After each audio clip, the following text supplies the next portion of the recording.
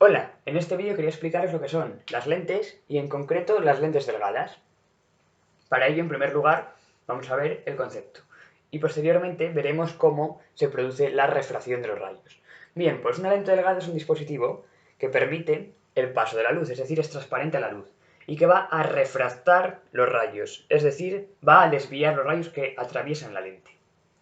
Bien, además, va a tener una característica y es que al menos una de las dos caras de la lente va a ser curva. Podríamos tener una lente con una cara plana, pero otra cara tendrá que ser curva, por ejemplo convexa, como en este caso, o cóncava. También podríamos tener el caso de lentes que tengan las dos caras curvas, como en este caso una lente con dos caras convexas o con dos caras cóncavas. Vale. Además, debido al material del que estarán fabricados, tendrán una característica que será un índice de refracción, N. Todas ellas tendrán un N concreto, el que sea. Bien, cuando hablamos de lentes delgadas, hablamos de lentes en las cuales, si nos centramos, por ejemplo, en estos dos tipos, el grosor de la lente es muy pequeña. En realidad, esto se puede extender a cualquier tipo de lente. Cualquier tipo de lente delgada será aquella cuyo espesor es muy pequeña. Es muy pequeño. Este tipo de lentes biconvexas, que van a ser de tipo convergente, ahora lo veremos, serán delgadas siempre y cuando esta anchura sea pequeña. Igual ocurre con esta lente divergente. Cabe destacar que las lentes convergentes, es decir, aquellas que van a tener dos caras convexas, tienen el centro, obviamente, más ancho que los extremos. Mientras que aquellas que van a ser divergentes, es decir, con dos caras cóncavas, van a tener el centro más estrecho que los extremos. Bien, voy a explicaros también cómo podemos simbolizar este tipo de lentes. Voy a poner aquí que estas van a ser convergentes y que estas van a ser divergentes. Bien, las lentes convergentes las vamos a simbolizar con una flecha de doble punta, así, que si os dais cuenta, da idea de cómo es la forma de la lente. Más ancha en el centro que en los extremos. Y las lentes divergentes, al revés. La punta de la flecha estará hacia adentro, dando idea de que el centro es más estrecho que los extremos. Como veis, tiene sentido. Vale, ahora voy a pintar una lente convergente, vamos a hacer el trazado de rayos y luego una lente divergente.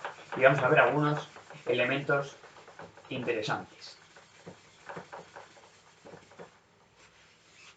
Bien, vamos a pintar un eje óptico, ¿vale? Pintar largo, ahí. Vamos a pintar una lente convergente y este punto será el centro óptico. Este es el centro óptico y que cumple una característica, tanto los convergentes como los divergentes, y es que cualquier rayo que pasa por el centro óptico no se desvía. Vamos a poner que esto van a ser lentes convergentes,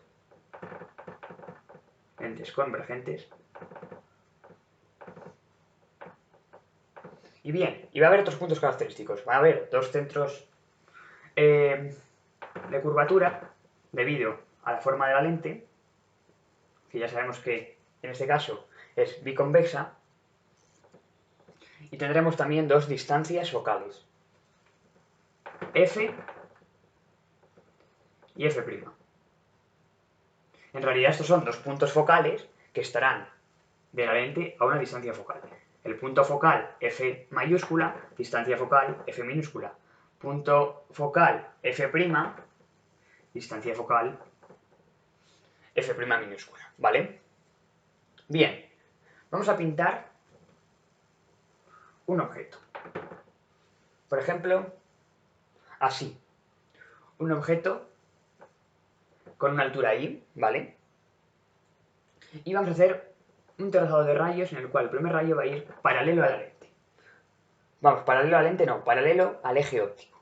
Pues los rayos que van paralelos al eje óptico, cuando atraviesan una lente convergente, se van a desviar pasando por el punto focal prima. Bien. Por otro lado, los rayos que atraviesan el centro óptico pasan sin desviarse. A ver qué tal lo pinto.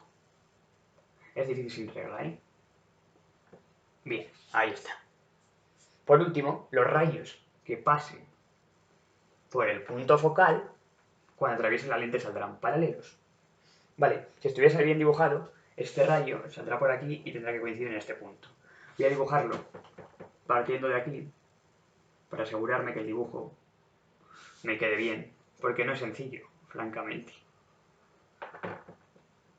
Pero bueno, se intuye, vamos a intentar pintarlo un poquito mejor, pero ahí se intuye perfectamente que el rayo que pasa por el punto focal cuando atraviesa la lente sale paralelo al eje óptico.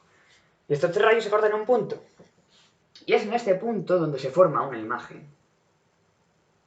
Una imagen que, como veis, apunta hacia abajo. Es una imagen invertida de una altura y prima. Es una imagen invertida y está a la derecha de la lente, por lo tanto diremos que es una imagen real. Las imágenes que se forman aquí serán reales y las que se forman aquí serán virtuales. Bien, ¿cómo podríamos saber la desviación de los rayos en la lente? Pues en realidad simplemente aplicando la ley de Snell. Voy a pintarlo aquí simplemente para que lo veáis. Si aquí tenemos la lente, el rayo que va paralelo a la lente atraviesa la primera cara, se refracta, atraviesa la segunda, se sigue refractando y pasará por este punto F'. ¿De acuerdo? Simplemente estos ángulos se saben aplicando la ley de Snell. Sin embargo, para realizar la solución a estos ejercicios es mucho más útil utilizar otras fórmulas que en este vídeo no quiero dar, porque no quiero centrarme en la formulación matemática, sino en los conceptos, en cómo es el trazado de rayos, porque quiero sentar esa base. Vale, bien, vamos a ir ahora a mostrar una lente divergente. Vamos a ponerlo aquí, divergente. Lentes divergentes. Vale, vamos a pintar de igual modo el eje óptico. Vamos a pintar nuestra lente divergente con su simbología. También tendrá dos centros de curvatura, pero que no voy a pintar, porque en este caso no van a ser reseñables. Aquí tampoco lo fueron a la hora de realizar este trazado de rayos, que es donde yo quiero focalizar este vídeo, en el trazado de rayos y en el concepto. Bien, aquí tendremos el centro del eje óptico y ya sabemos que cualquier rayo que pase por ahí no se desvía. También tendremos una distancia focal, mejor dicho, y vuelvo a repetir el error, un punto focal que está a una distancia focal, F, y tendremos un punto focal prima en el lado real a una distancia focal F'. Ahí estamos. Además vamos a pintar un objeto, como en este caso, de una altura I. Me voy a pintar un poco más hacia la izquierda solo por mi comodidad. Estará donde esté, obviamente, el objeto. Y le pinta muy grande, le vamos a pintar un poquito más pequeñito. Vamos a ver. Así. Esto es aconsejable hacerlo con regla, la verdad. Pero bueno, no tenía yo aquí disponible una regla, la verdad, de ese tamaño para hacerlo en la pizarra. Así que bueno. Vamos a hacer el trazado de rayos. En primer lugar, un rayo paralelo al eje óptico que va hacia la lente. ¿Vale? ¿Qué va a pasar con ese rayo? Pues que cuando llega a la lente se va a desviar. ¿Por qué? Porque se refracta, como bien sabemos, debido a que esto tiene un índice de refracción diferente al del medio donde esté, que podría ser, por ejemplo, el aire. Esto tendrá un N1 y esto un N2. Bien, aquí igual, claro, tiene un N1, pues tiene un N2. Y esto pues probablemente es el mismo medio, otro N1. Y aquí pues otro N1. Bien, ¿qué va a pasar con este rayo? Que se va a desviar. ¿Y cómo se va a desviar? Pues de la siguiente forma. Como vemos, los rayos no van a ir todos hacia un mismo punto, es decir, no van a converger en un punto, sino que se van a abrir. Por eso es divergente la lente. Los rayos se van a abrir hacia el exterior, y cuya prolongación del rayo pasaría por este punto focal. La prolongación del rayo pasa por este punto focal, muy importante. ¿Qué más rayos podemos pintar? Pues podemos pintar un rayo que pase por el centro óptico, como bien hemos dicho, sin desviarse. Vale, pues en este punto de aquí es donde se forma la imagen. Una imagen de altura y prima, como vemos, es más pequeña.